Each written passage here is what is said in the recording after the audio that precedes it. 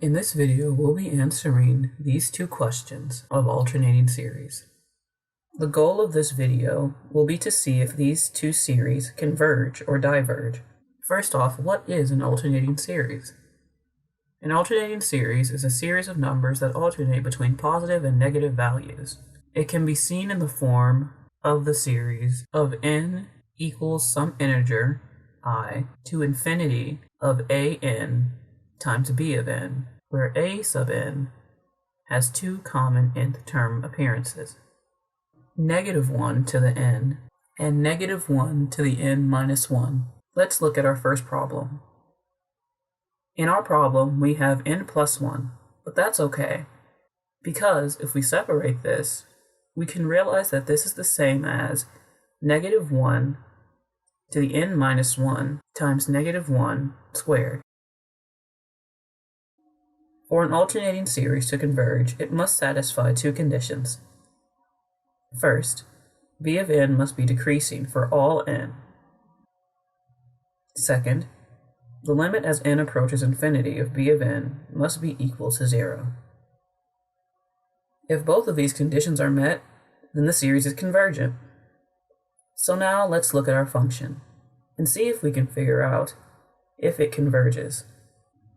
First, notice our b of n in this function is n squared over n cubed plus 1. Cool. Now let's take a look at our first rule of convergence. Is it decreasing?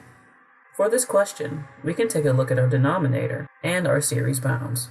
When we plug in from 1 to infinity in our denominator, we can see it does indeed increase. But now let's take a look at our numerator. It also increases. So it seems like we're unsure of what's happening here. So what can we do?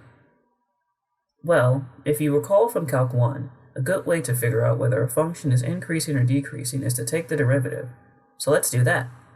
After simplifying, we can try to apply our series bounds to n. Looking at the denominator, it is still increasing. But now if we look at the numerator, notice that when x is greater than or equal to 2, the numerator is less than 0. So we have a negative over a positive, or a decreasing function. Next, let's take a look at the limit as n approaches infinity of b of n. When we apply infinity, we get the indeterminate form of infinity over infinity. This means we can use L'Hopital's rule and take the derivative of the numerator and the denominator. Doing this twice, we get a constant over infinity, which is 0. And there we go. We've proven that this series of -1 to the n plus 1 times n squared over n cubed plus 1 does indeed converge. For our second problem, we can apply the same process. First, notice that our alternating nth term is -1 to the 2n. But this is fine, since this is just -1 to the n times -1 to the n. So this series is indeed alternating as well.